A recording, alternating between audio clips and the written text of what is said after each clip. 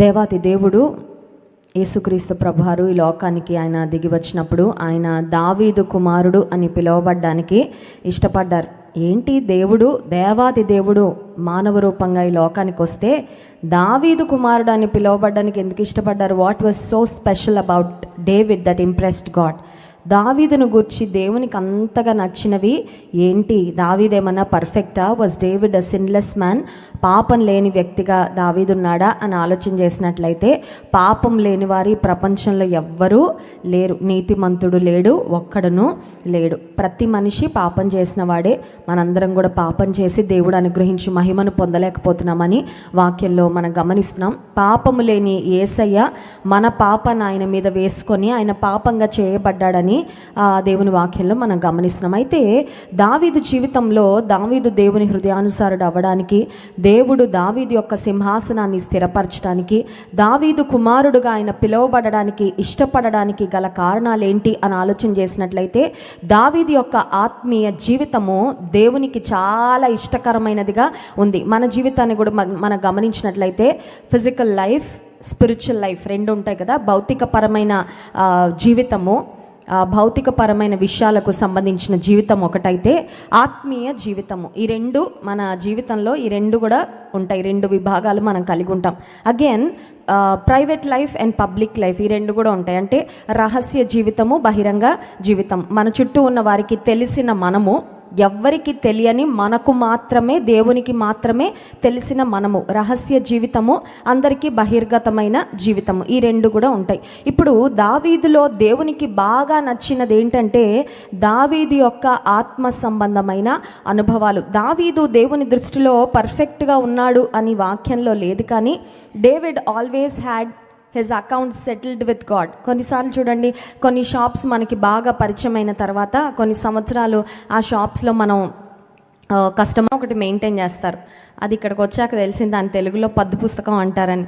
పద్దు తీసుకురండి అనేవారు మా అత్తగారు. ఏంటి పద్దు ఏంటి, ఈ వర్డ్ ఎప్పుడు వినలేదు అనుకుంటే అది అకౌంట్స్ రాసే పుస్తకం అనమాట. ఇస్త్రీ ఆవిడ రాగానే పద్దు పుస్తకం తీసుకురండి అనేవారు. సరే, వాట్ ఎవర్. షాప్లో కూడా కొంతమంది అలా పెట్టుకుంటారు కదా, ఒక పుస్తకం పెట్టుకొని ఇప్పుడు నెల ఆఖరి కదండి, డబ్బులు లేవు, పుస్తకంలో రాసేసుకోండి, వచ్చే నెలలో ఫస్ట్ వారంలో మా హస్బెండ్కి శాలరీ రాగానే, నా చేతిలో డబ్బులు రాగానే ఈ కందిపప్పుకి ఉప్పుకి నేను డబ్బులు ఇచ్చేస్తానని ఒక పుస్తకంలో.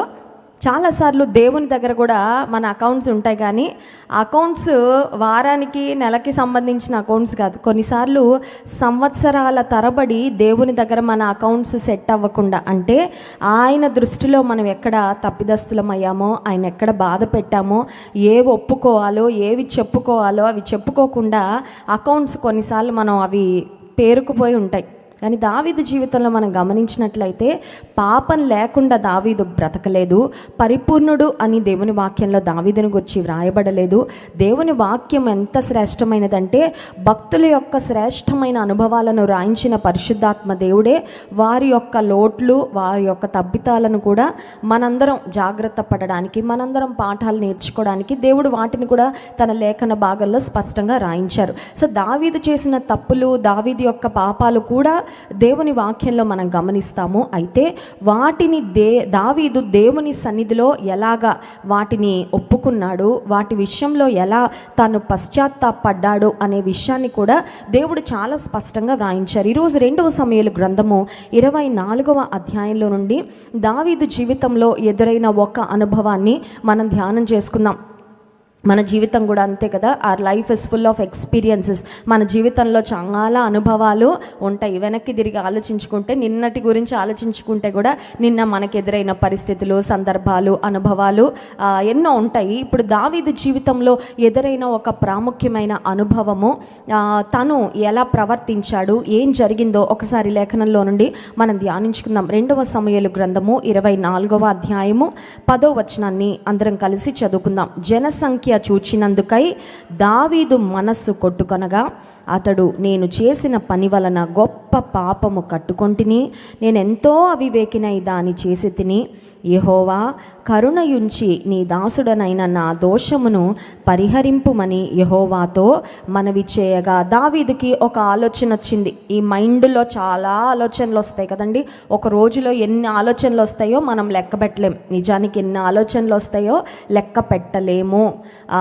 చాలా వేగంగా మన మనసు పనిచేస్తూ ఉంటుంది. ఆలోచనలు టక్ టక్ టక్ మారిపోతూ ఉంటాయి కదా. మన ఆలోచనలు మనమే ట్రాక్ పెట్టుకోలేము చాలాసార్లు.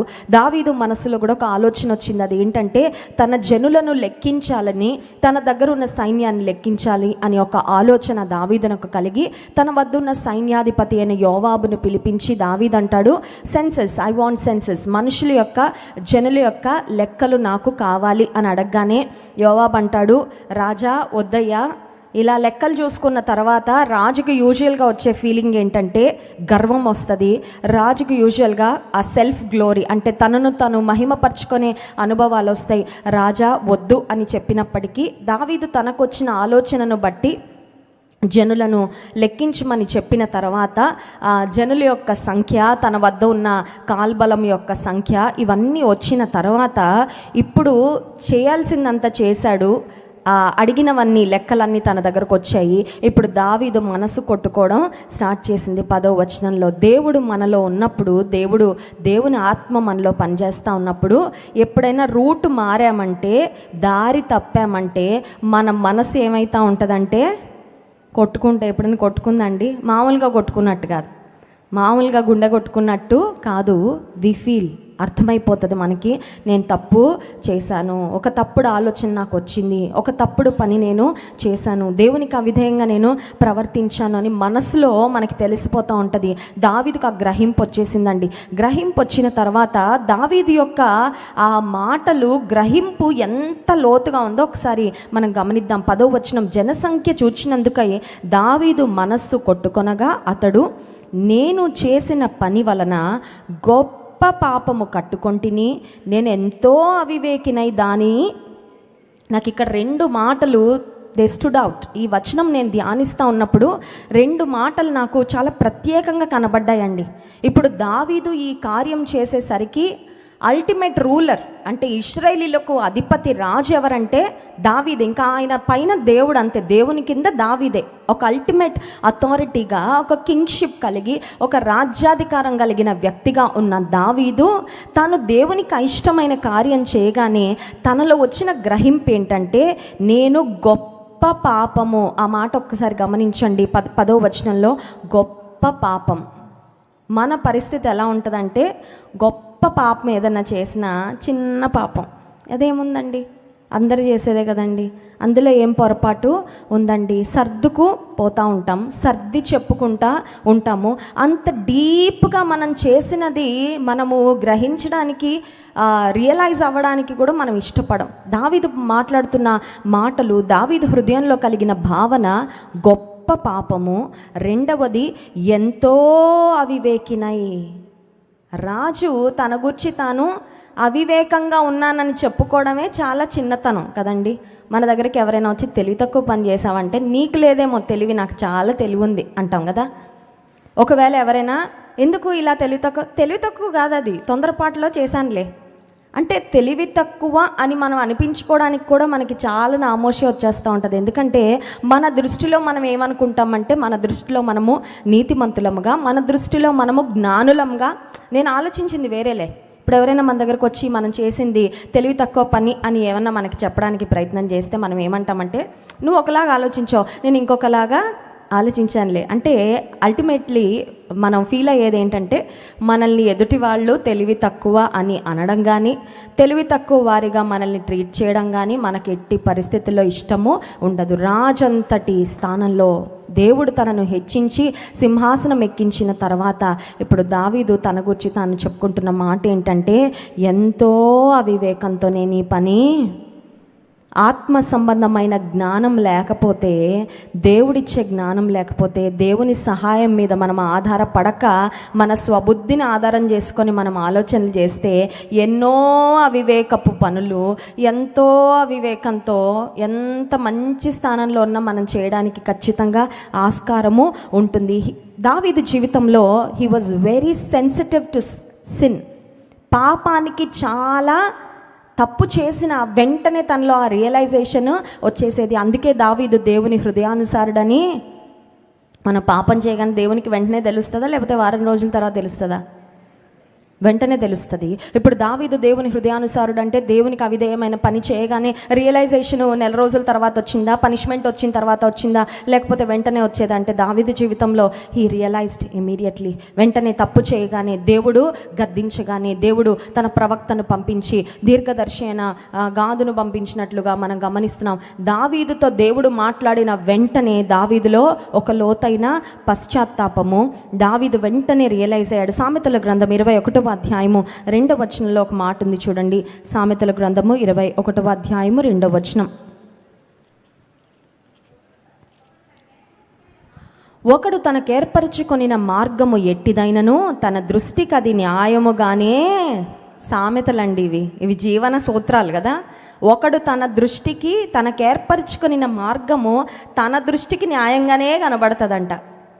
కొన్నిసార్లు న్యాయస్థానాలు, కోర్టులు తీర్పులు ఇచ్చి తప్పు నీదే, ముద్దాయివి అని చెప్పేదాకా నిజంగా తప్పు చేసిన వ్యక్తి కూడా ఏమంటాడంటే నేను న్యాయంగానే ప్రవర్తించానండి, నేను కరెక్ట్గానే చేశానండి, నేను మంచిగానే చేశానండి, ఇంకా తప్పు ఉంటే ఎదుటి వ్యక్తిదే ఉంటుంది అని మాట్లాడే పరిస్థితులు మానవ నైజము, మానవ ఆలోచన విధానము. ఒకని దృష్టికి తాను ఏర్పరచుకొనిన మార్గము న్యాయముగానే కనపడుతుంది. దేవుని వాక్యంలో కూడా మనం చూసినట్లయితే తమ దృష్టికి తామే జ్ఞానులమని తలంచేవారు కొంతమంది, తమ దృష్టికి తామే నీతిమంతులమని తలంచేవారు మరి కొంతమంది. ద రిచ్ ఫూల్, గొప్ప వ్యక్తి, తినుము త్రాగుము సుఖించమని తనతో తాను చెప్పుకున్న వ్యక్తి ఏమనుకున్నాడంటే నన్ను మించిన జ్ఞానవంతులు ఇంకెవరు లేరు, నా భవిష్యత్తు కొరకు అన్నీ కూడబెట్టేసుకున్నాను కదా, my future is very secure, నా భవిష్యత్తు చాలా సెక్యూర్గా ఉంది అని తనలో తాను అనుకుంటా ఉంటే దేవుడు అతన్ని పిలిచిన పిలుపు ఏంటంటే, వెర్రివాడా, ఈ రాత్రి నీ ప్రాణము పోతే నువ్వు సంపాదించింది కూడబెట్టింది ఎవరి పాలవుతుంది? మానవ జీవితానికి గ్యారంటీ లేదు. మనం కొన్నిసార్లు చాలా జ్ఞానవంతులం, ఎంత అద్భుతమైన ఆలోచనలు, ఎంత అద్భుతమైన తలంపులు తలస్తూ ఉన్నానంటే ఈ బ్రెయిన్ ఆగిపోవడానికి క్షణం పట్టదండి. ఈ ప్రపంచంలో జ్ఞానవంతులు ఎన్నో పరిశోధనలు చేసిన వాళ్ళ బ్రెయిన్లు ఆగిపోలేదా? వారి దేహాలు బలహీనమైపోయి భూమి దైవజనులు డాక్టర్ జాన్ వెస్లీ గారు సుందరమైన దేహాలెన్నో శిథిలం కాలేదని ఒక పాట రాశారండి. చాలా ప్రాంతాలు నేను వెళ్తా ఉన్నప్పుడు యూత్ నాతో అంటుంటారు, ఆ పాట పాడండి అక్క, మాకు చాలా ఇష్టం అది. అందులో ఒక మాట ఉంటుంది, నెత్తుటి చారలను లిఖించిన రాజులు ఆ నెత్తురులోనే ప్రాణాలు విడిచిపోయారు. అధికార దాహంతో మదమెక్కిన వీరులు వారు కూడా సమాధి గోతుల్లోకి వెళ్ళిపోయారు, ప్రాణాలు కోల్పోయారు. జ్ఞానవంతులు ఎవరు? వారి జ్ఞానం శాశ్వతము కాదు. కొన్నిసార్లు అత్యంత జ్ఞానవంతులు దేవుని దృష్టిలో దేవుని జ్ఞానం లేకపోతే అత్యంత అవివేకులుగా కూడా మారిపోయారు. లూకాసు వార్తలో మనం చూసినట్లయితే యేసుక్రీస్తు ప్రభువారు తమ దృష్టిలో తామే నీతిమంతులమని తలంచుకునే వారికి బుద్ధి చెప్పడానికి, పాఠం నేర్పించడానికి పరిసయ్యుడు సుంకరి యొక్క ఉపమానాన్ని యేసుక్రీస్తు ప్రభువారు లూకాసు వార్త 18వ అధ్యాయము 9వ వచనంలో మనం చదివినట్లయితే అక్కడ గమనించగలం చూడండి. తామే నీతిమంతులమని ఇతరులను తృణీకరించు కొందరితో ఆయన ఈ ఉపమానము చెప్పెను. ప్రార్థన చేయుటకు 2 వ్యక్తులు వచ్చారు, ఒకడు పరిసయ్యుడు, మరొకడు సుంకరి. పరిసయ్యుడు ప్రవేశిస్తున్నప్పుడు దేవుని సన్నిధిలోనికి అతను అనుకున్నాడు, నేనెంత నీతిమంతుడు, నేనెంత భక్తిపరుడను, నా ప్రార్థనలు దేవుడు అంగీకరిస్తాడు. 2 ప్రార్థన చేశారు, 2 దేవుని సన్నిధానానికి వచ్చారు. కానీ తన దృష్టిలో తాను నీతిమంతుడైన వ్యక్తి దేవుని దృష్టిలో హీ వాజ్ నాట్ జస్టిఫైడ్. అక్కడ మనం చూసినట్లయితే 14వ వచనం, అతని కంటే ఇతడు నీతిమంతుడుగా తీర్చబడి తన ఇంటికి వెళ్ళనని మీతో చెప్పుచున్నాను. మన దృష్టిలో మనం ఎలా ఉన్నామో కాదండి, దట్ డజంట్ కౌంట్. అసలు అది లెక్కలోకే రాదు. దేవుని దృష్టిలో ఎలా ఉన్నామో అది వస్తుంది లెక్కలోకి. ఇంకొక మాట కూడా చెప్తాను, మన దృష్టిలో మనం ఎలా ఉన్నామో లెక్కలోకి రాదు, మనుషుల దృష్టిలో మనం ఎలా ఉన్నామో కూడా లెక్కలోకి రాదు. దేవుని దృష్టిలో మనం ఎలా ఉన్నామో అది వస్తుంది లెక్కలోకి. What counts is how we are in the sight of God, what we are in the sight of God. దేవా నీ దృష్టిలో ఎలా ఉన్నానా అది చెప్పయ్యా నాకు. నీ దృష్టిలో నేను సరిగ్గా బ్రతికే కృప నాకు ఇవ్వు. నీ దృష్టిలో నేను నిజమైన భక్తి చేయాలి, నీ దృష్టిలో నేను యథార్థంగా ఉండాలి. ఒకవేళ మనుషులు తృణీకరించినా పర్వాలేదు, ఒకవేళ మనుషులు నీకు అసలు భక్తి లేదు అన్నా పర్వాలేదు, వాళ్ళకి అలా అనిపించినా, ఒకవేళ మనుషులు వెర్రివారు అన్నా పర్వాలేదు, నీ దృష్టిలో నేను యథార్థంగా, నమ్మకంగా, దైవికమైన జ్ఞానంతో సాగితే నాకు అది చాలు. తామే నీతిమంతులమని తలంచుకుంటూ దేవుని చేత తృణీకరించబడిన పరిసయుడు గూర్చి యేసుక్రీస్తు ప్రభువారు ఉపమానంలో చెప్పి, do not think that you are justified. నీ దృష్టిలో నువ్వు నీతిమంతుడు అని అనుకుంటే నీతిమంతుడవు అయిపోవు. దేవుని దృష్టిలో నీతిమంతులుగా తీర్చబడడం చాలా చాలా ప్రాముఖ్యము. ఇప్పుడు దావీదు తన జీవితంలో మనం గమనించినట్లయితే, after he made a mistake, దేవుని దృష్టిలో ఎలా ఉన్నాడో అలా చూశాడండి తను తాను. నా దృష్టిలో అయితే నేను చేసింది పెద్ద తప్పు కాదు, నా దృష్టిలో అయితే నేను తలంచిన తలంపు పెద్ద అజ్ఞానపు తలంపు కాదు. Of course it is a foolish decision, but it is not a very foolish decision. English బైబిల్లో మనం చూసినట్లయితే very foolish thing, I have done a very foolish thing అని రాసింది. మన గురించి మనం అంతలా చెప్పుకుంటామండి, అంతలాగా మనల్ని మనం చూసుకోవడానికి ఇష్టపడతామా? ఇంత అవివేకపు పని, ఇంత తెలివి తక్కువ పని నేను చేశాను అని మనం రియలైజ్ అవుతామా? దావీదు రియలైజ్ అయ్యాడు, ఇంత అవివేకపు పని నేను ఎంతో అవివేకినయ్యాను అని దావీదు గుర్తించిన తర్వాత ఇప్పుడు దేవుని సన్నిధిలో దావీదు మనవి చేసుకుంటున్నాడు. 10వ వచనం 2 సమూయేలు గ్రంథం 24వ అధ్యాయము. యెహోవా కరుణయుంచి నీ దాసుడనైన నా దోషమును పరిహరింపుమని యెహోవాతో మనవి చేయగా దేవుని సన్నిధిలో మొరపెట్టుకుంటున్నాడు. రియలైజ్ అయ్యానయ్యా, తప్పు తెలుసుకున్నానయ్యా, వెంటనే నీ దగ్గరికి. చాలాసార్లు దేవుని దృష్టిలో ఆయనకి ఇష్టం లేని చేసిన తర్వాత ఆ గిల్టీ కాన్షియన్స్తో we keep on going from one place to another. ఇల్లంతా తిరుగుతాం, మనసు బాగాలేదు, లేకపోతే ఎవరికో ఫోన్ చేసి మనసు అసలు బాగాలేదు, ఇలా చేశాను, మనసు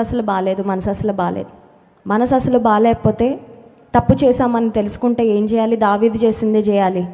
దావీదు దేవుని సన్నిధిలో మనవి చేసుకున్నాడంట, నీకు విరోధంగా అయ్యా నేను పాపం చేసింది కాబట్టి నీ దగ్గరే వచ్చి చెప్పుకుంటా. మనసు బాగాలేదని ఇల్లంతా తిరగడం కాదు, మనసు బాగాలేదని ఒక కామెడీ షో పెట్టుకొని చూడడం కాదు, మనసు బాగాలేదని ఒక బీచ్కి వెళ్ళి వచ్చేయడం కాదు, మనసు బాగాలేదని మనకి నచ్చిన వాళ్ళందరితో ఫోన్ చేసి చెప్పుకుంటే మనసు బాగుపడదు.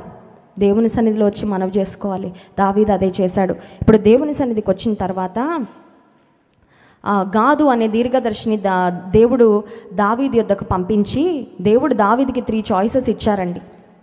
దావీదు నువ్వు చేసింది అయితే తప్పు, దానికి నేను పనిష్మెంట్ ఇస్తాను, 3 విధాలుగా పనిష్ చేస్తాను, ఈ 3ట్లో నువ్వు ఏది ఎంచుకుంటావో దాని ప్రకారం నేను పనిష్ చేస్తాను అని దేవుడు మాట్లాడిన తర్వాత అవన్నీ చదవడానికి సమయం లేదు. కానీ ఇప్పుడు దావీదు చెప్పిన మాట 14వ వచనం, అందుకు దావీదు నాకేమీ తోచుకున్నది, గొప్ప చిక్కులలో ఉన్నాను, యెహోవా బహువాత్సల్యత గలవాడు గనుక మనుష్యుని చేతిలో పడకుండా యెహోవా చేతిలోనే పడుదము గాక అని గాదుతో పొరపాటు చేసిన తర్వాత, శిక్ష రాబోతుంది అని గుర్తించిన తర్వాత దేవుని చేతుల్లో నుండి పారిపోలేదు దావీదు.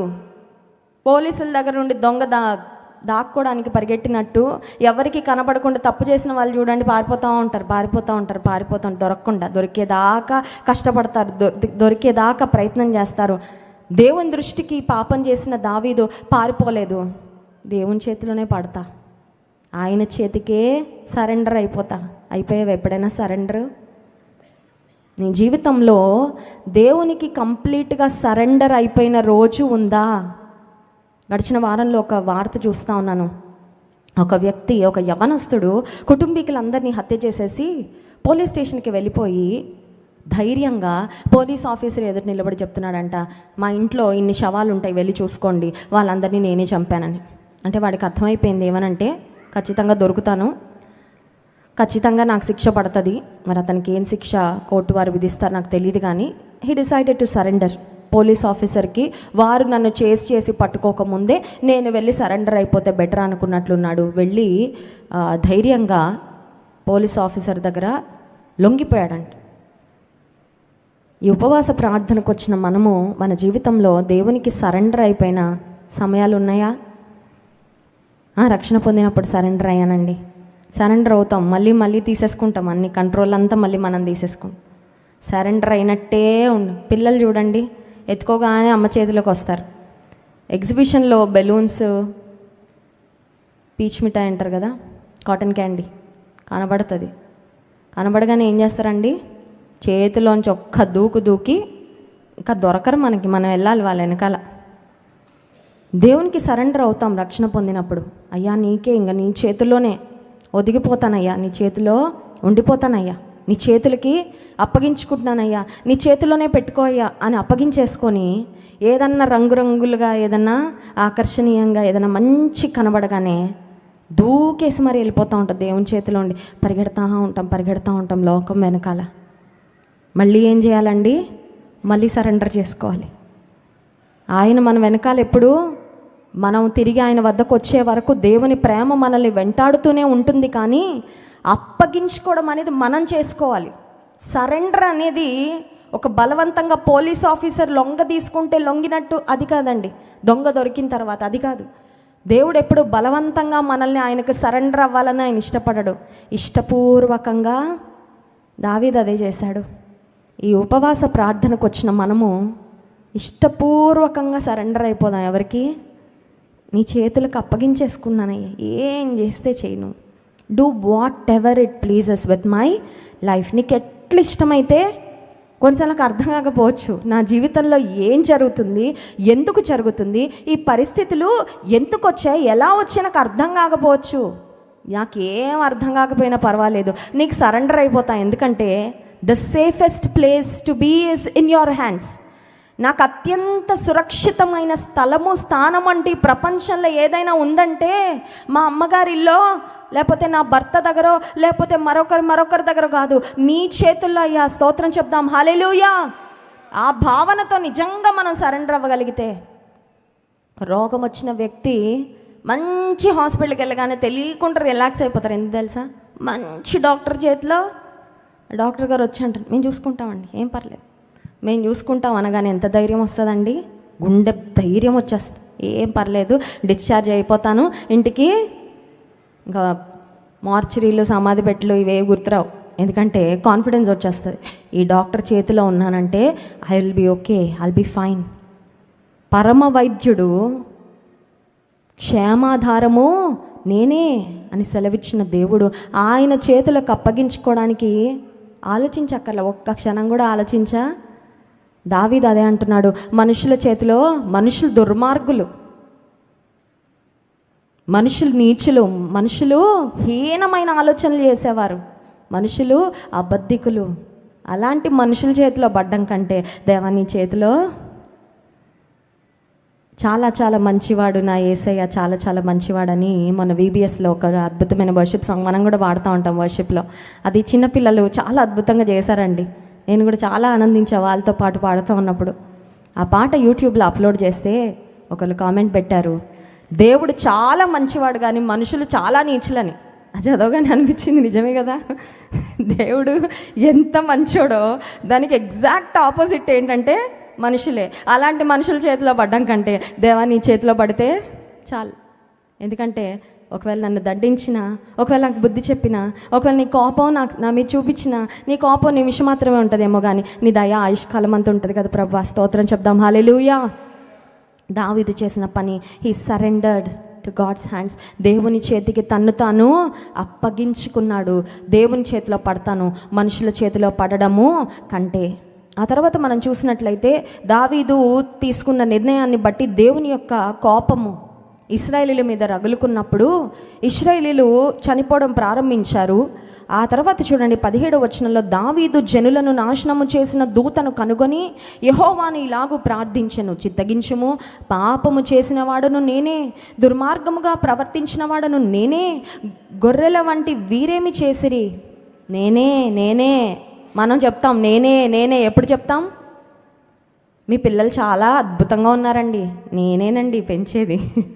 అబ్బా ఇల్లు సూపర్గా కట్టారండి, నాదేనండి ప్లాను. అబ్బా డ్రెస్ చాలా బాగుందండి, నాదేనండి సెలక్షను. అబ్బా అప్పు భలే తీర్చేశారండి, నాదేనండి ఫైనాన్షియల్ ప్లానింగ్. మన మాటలు అవే కదండి. ఏదన్నా క్రెడిట్ అనగానే వెంటనే ఏమంటాం? నేనే. దావీదు నేనే అనే మాట ఎక్కడ వాడుతున్నాడంటే తప్పు ఒప్పుకోవడానికి వాడుతున్నాడండి. స్తోత్రం చెప్దాం, హల్లెలూయా. దేవుని హృదయానుసారులుగా మనం బ్రతకాలంటే అదే వైఖరి మనలో ఉండాలి. ఏ వైఖరి? నేను చేశాను పాపము చేసిన వాడను నేనే. అయ్యా నువ్వు రాజు కదా రాజా, నీకు నామోషం అనిపించట్లేదా? అలా నువ్వు ఒప్పుకోవడానికి నీకేమీ సిగ్గుగా అనిపించట్లేదా? తప్పు చేసినప్పుడు లేని సిగ్గు తప్పు ఒప్పుకోవడానికి కూడా నాకు లేదు. తప్పు చేయడానికి సిగ్గుపడం, తప్పు ఒప్పుకోవడానికి సిగ్గుపడతాం చాలాసార్లు. అపవాది అంటాడు, ఏం ఒప్పుకుంటావులే, ఏం క్షమాపణ అడుగుతావులే, దానికి టైం ఎందుకు పెడతావులే, ఏదో సర్దుకుపో, ఏదో వెళ్ళిపో, ముందుకెళ్ళిపో, కీప్ ఆన్, కీప్ గోయింగ్, వెళ్ళిపో సర్దు. దావీదు చాలా యథార్థంగా ఒప్పుకున్నాడు. దుర్మార్గముగా 17వ వచనం, దుర్మార్గముగా ప్రవర్తించిన వాడు నేనే, గొర్రెల వంటి వీరేమి చేసిరి, నన్నును నా తండ్రి ఇంటి వారిని శిక్షించుము. He was admitting his mistake and he was preparing for punishment. శిక్ష నాకేయండి దేవా, నన్ను శిక్షించు. దేవుని దూతతో దావీదు పలుకుతున్న మాట, దావీదు చెప్తున్న మాట, దూతను కనుగొని నన్ను నా తండ్రి ఇంటిని శిక్షించు. వీళ్ళేం చేశారు? మన వైఖరి ఏంటండి? మనం చేసే పక్కోళ్ళ మీద నేను కాదండి అలా సందర్భాలు ఏవో అలా కలిసి వచ్చే అలా జరిగిందండి. పలానా వారు నన్ను శోధించారు కాబట్టి నేను శోధించింది వాళ్ళే కావచ్చు, శోధనలో పడింది మనమే కదా. చాలాసార్లు ఒక పాపం అయిపోయిన తర్వాత వాళ్ళు శోధించారు కాబట్టి, వాళ్ళు వచ్చి మాట్లాడారు కాబట్టి, వీళ్ళు వచ్చి ఐడియా ఇచ్చారు కాబట్టి, పలానా మెసేజ్ సెల్ ఫోన్లో వచ్చింది కాబట్టి, పలానా కాల్ వచ్చింది కాబట్టి, పలానా రకంగా ప్రారంభమైంది కాబట్టి ఇంతవరకు వచ్చిందండి అని మనం ఏదో ఎక్స్ప్లెనేషన్ ఇచ్చుకుంటూ ఉంటాం.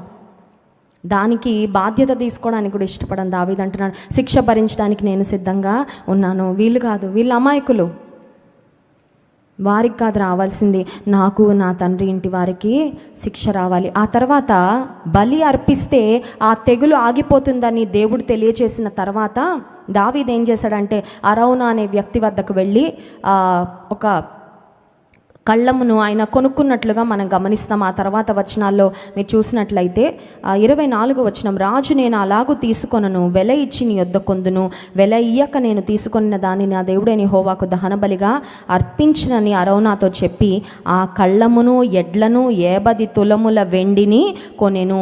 కళ్ళాన్ని కొన్నాడు, ఎడ్లను కొన్నాడు, వెండిని తీసుకున్నాడు. ఇప్పుడు ఆ ఎడ్లను దహన బలిగా దేవుని సన్నిధిలో అర్పించిన తరువాత ఆ దేశం మీదకి వచ్చిన, ఇశ్రాయేలు మీదకి వచ్చిన తెగులు ఆగిపోయింది. ఏం చేస్తే శిక్ష ఆగిపోతుందో అది చేశాడండి. ట్యాంక్ ఆన్, మోటార్ ఆన్ చేస్తున్నా కూడా ట్యాంక్లో నీళ్ళు ఖాళీ అవుతున్నాయి. అప్పుడు ఏం చేయాలి? ట్యాప్లన్నీ చెక్ చేయాలి. అది మనం చేసే పనే కదా ఇంట్లో.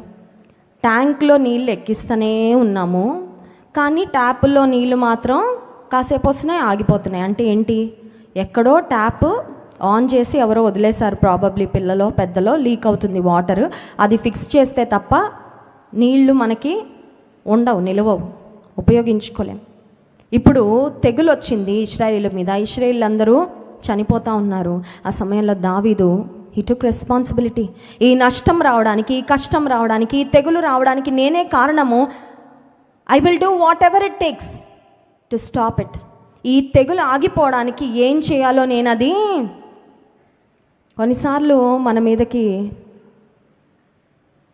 ఒక శిక్ష వచ్చినప్పుడు, మనం నష్టాన్ని ఎదుర్కొంటూ ఉన్నప్పుడు ఏదో వచ్చింది అనుకోవడం కాదు, కానీ ఈ నష్టం రావడానికి నేను కారణమైతే నేనేం చేయాలో అది చేస్తాను. ఈ నష్టము ఆగిపోవడానికి, ఈ కష్టం రావడానికి నేనే కారణమైతే ఆ కష్టం తొలగిపోవడానికి నేనేం చేయాలో అది I'm ready.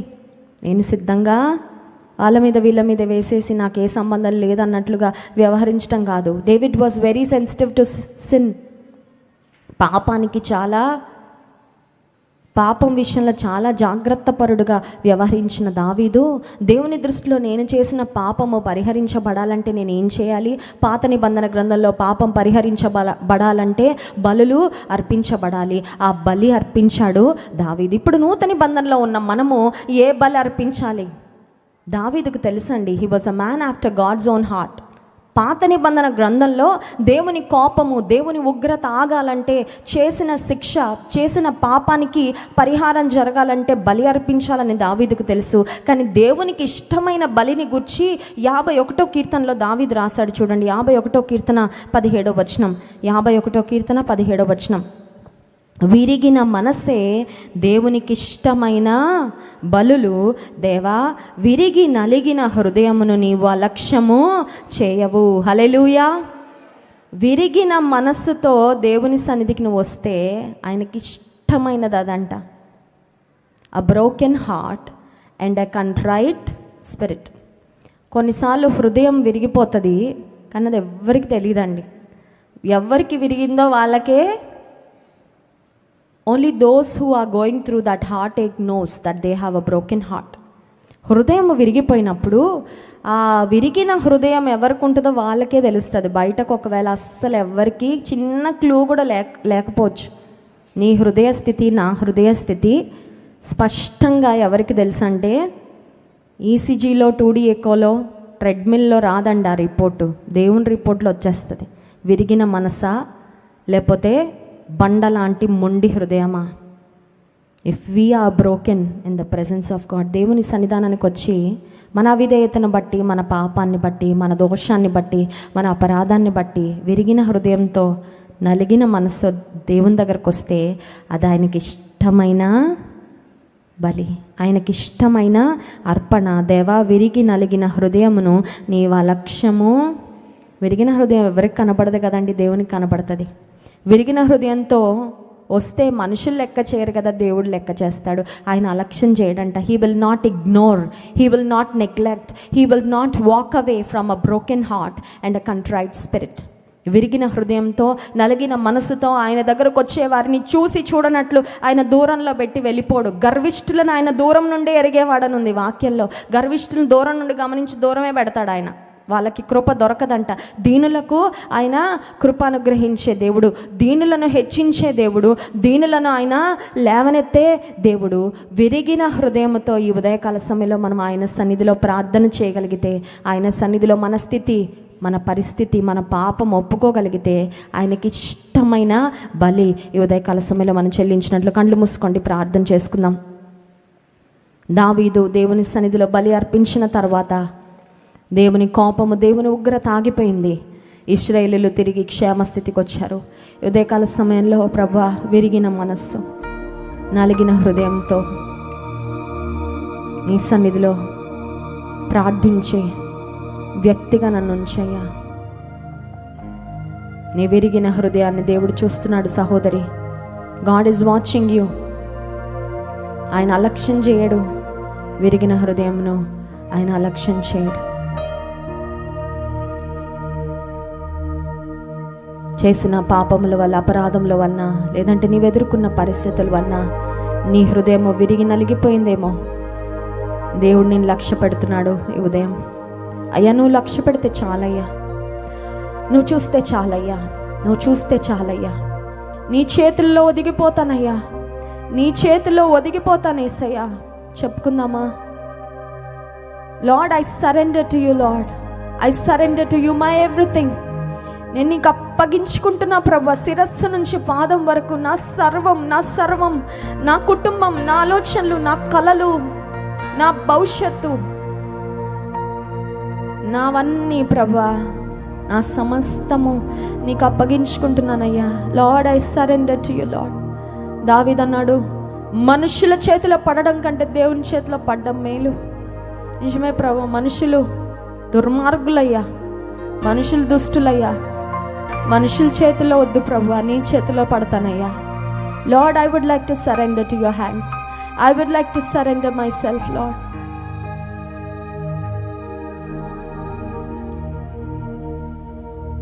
All to Jesus I surrender, all to Him I freely give. I will ever love and trust Him, in His presence daily live. I surrender all, I surrender all to Thee, my blessed Savior.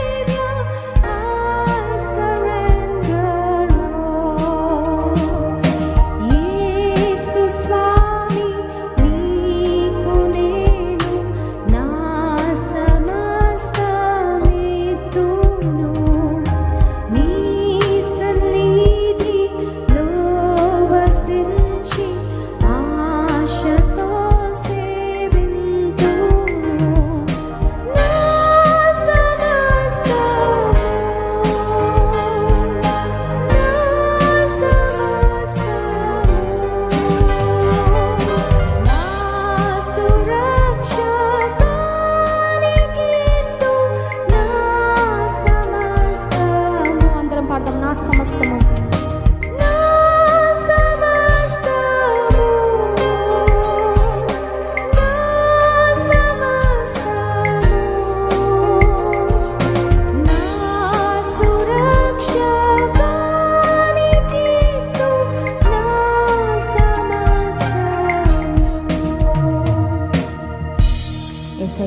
నీ దృష్టికి మరుగైంది ఏది లేదు కదా ప్రభా. నేనేమి దాచిపెట్టనయ్యా, నేనేది ఒప్పుకోకుండా దాచనయ్యా. నీ సన్నిధిలో నా ప్రతి పాపం ఒప్పుకుంటున్నా, నా విధేయతను ఒప్పుకుంటున్నా, నా గర్వాన్ని ఒప్పుకుంటున్నాను. నా సొంత ఆలోచనలతో, నా సొంత ధోరణితో నేను వెళ్ళిపోయిన పరిస్థితులు ఒప్పుకుంటున్నా ప్రభా. నీ సన్నిధిలో ఒదిగిపోతానయ్యా, నీ చేతిలో ఒదిగిపోతా ప్రభా.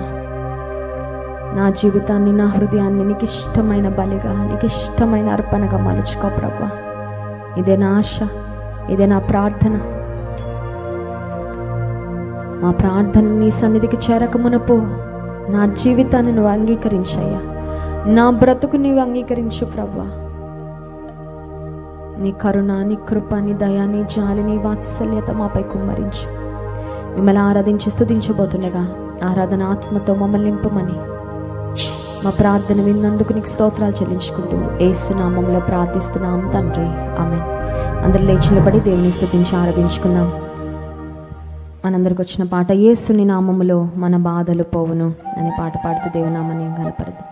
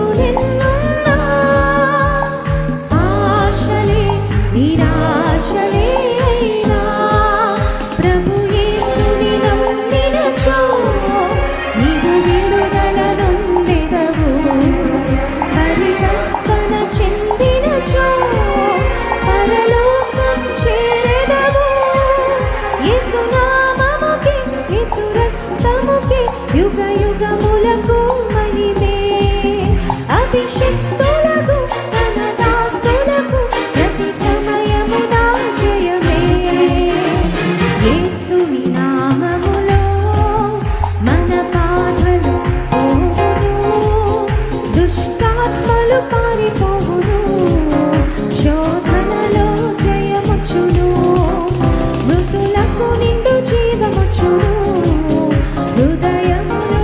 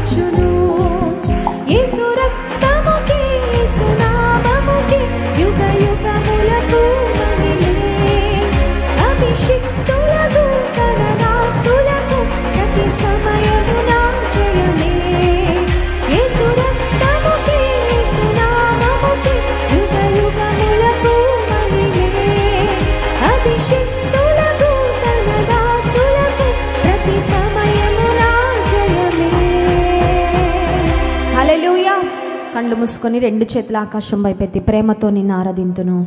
ప్రియుడా నా యేసయ్య, ఇదిగోయ్యా హృదయపూర్వకంగా నేను ఆరాధిస్తున్నాను ప్రభా. నా విరిగిన హృదయంతో, నా నలిగిన మనస్సుతో, God however I am, I just come to you and worship you. నేను ఏ స్థితిలో ఉన్నాను ఆ స్థితిలోనే నీ వద్దకు వస్తున్నానయ్యా, నిన్ను ఆరాధిస్తాను. ప్రేమతో నిన్ను ఆరాధింతును ప్రియుడా నా యేసయ్యా. ప్రేమతో నిన్ను ఆరాధింతును ప్రియుడా నా యేసయ్యా. ప్రేమతో నిన్ను ఆరాధింతును.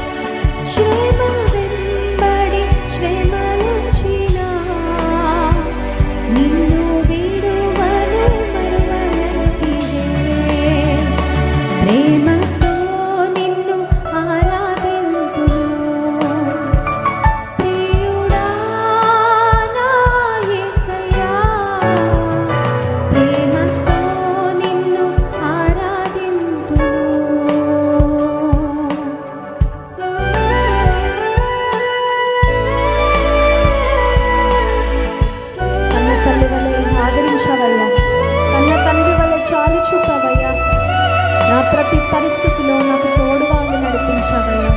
ప్రేమతో నిన్ను ఆరాధిస్తా యేసయ్యా.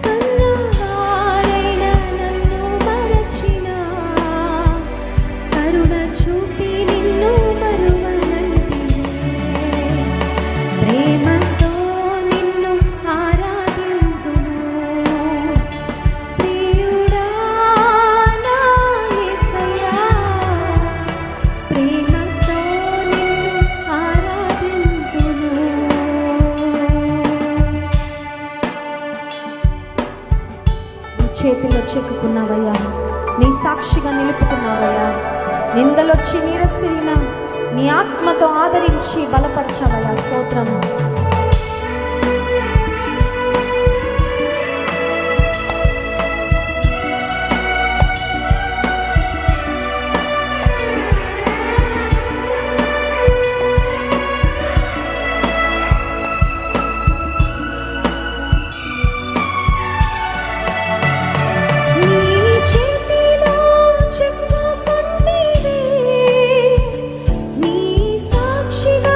నిలుపుకుంటివే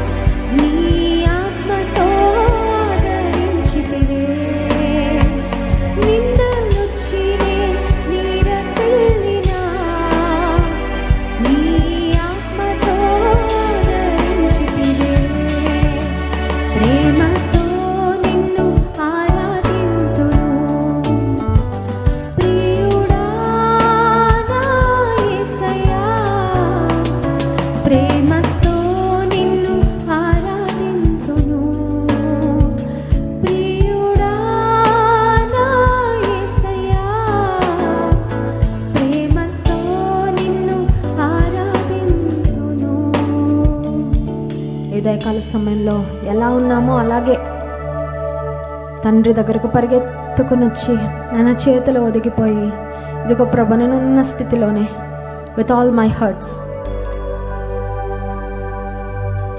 just as I am, I just come to you Lord. నేను ఎలా ఉన్నాను అలా నీ దగ్గరికి వస్తానయ్యా. నాకు తగిలిన గాయాలు, నాకున్న వేదన, నా హృదయంలో ఉన్న భారము, నాకున్న సమస్యలు, వాటన్నిటితో నీ చేతిలోకి వచ్చి ఒదిగిపోయి నేను ఆరాధిస్తున్నా ప్రభా. ఈ సన్నిధిలో నేను మైమరిచిపోతున్నానయ్యా. Lord, I just want to focus on you. నీ మీద మాత్రమే నా దృష్టి నిలుపుతున్నానయ్యా.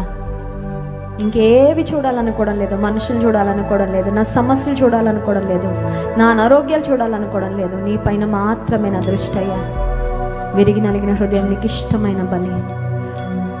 నా హృదయంతో, నా హృదయాంతరంగంతో నిన్ను స్తుతిస్తున్నాను. ప్రేమతో నిన్ను ఆరాధింతును ప్రియుడా నా యేసయ్యా. ప్రేమతో నిన్ను ఆరాధింతును ప్రియుడా నా యేసయ్యా. ప్రేమతో నిన్ను ఆరాధింతును. పరిశుద్ధ ప్రేమ కలిగిన తండ్రి, మా ఆరాధనకు స్తుతికి పాత్రుడవు, యోగ్యుడవు నీవే ప్రభా. మా ఆరాధన నీకే అర్పిస్తున్నామయ్యా. మా స్తుతి, మా ఆరాధన మీరు స్వీకరించినందుకు స్తోత్రాలు. స్తుతి సింహాసనముపై మీరు ఆసీనుడు అయినందుకు నీకు వందనాలు చెల్లించుకుంటున్నాం ప్రభా. ఈ పరిశుద్ధాలయంలో పరిశుద్ధాత్ముడా మీరు సంచరిస్తున్నందుకు స్తోత్రాలు. ఇక్కడ మమ్మల్ని దృష్టిస్తున్నందుకు స్తోత్రాలయ్యా. విరిగి నలిగిన వారికి నీవు ఆసన్నుడుగా ఉన్నందుకు నీకు స్తోత్రాలు ప్రభా. నలిగిన మనసు గల వారిని దృఢపరచడానికి అయ్యా ఈ లోకానికి మీరు దిగి వచ్చినందుకు స్తోత్రాలు. బూడిదకు ప్రతిగా పూదండ, దుఃఖమునకు ప్రతిగా ఆనంద తైలము, భారభరితమైన ఆత్మకు ప్రతిగా స్తుతి వస్త్రాన్ని ఇస్తానని వాగ్దానం చేశావు. నీ దుఃఖ దినముల సమాప్తములగునని వాగ్దానం చేసిన దేవానికి స్తోత్రాలు. సంతోష వస్త్రమును, స్తుతి వస్త్రమును మాకు ధరింపజేసిన దేవానికి స్తోత్రమయ్యా. అవమానానికి ప్రతిగా రెట్టింపు ఘనతనిస్తున్నందుకు స్తోత్రమయ్యా. నీ తలంపులు, నీ మార్గాలు, నీ ఆలోచనలు, నీ కార్యాలు గొప్పవి ప్రభువా. కొన్నిసార్లు మాకు అర్థం కాకపోవచ్చు, కానీ ఆలోచనలు ఎప్పుడు శ్రేష్టమైనవి, ఎప్పుడు ఉన్నతమైనవి, ఎప్పుడు మంచివే నాయన. మా గొప్ప దేవానికి స్తోత్రాలు. ఈ ఉదయకాల సమయంలో భారభరితమైన హృదయాలతో, సమస్యలతో ప్రభా నీకేం చెప్పుకోవాలని ప్రజలు వచ్చారు నాయన. మా ప్రతి ప్రార్థన, మా ప్రతి మొర అయ్యా నీవు చెవియొగ్గా ఆలకించే దేవుడో కనుక స్తోత్రాలు.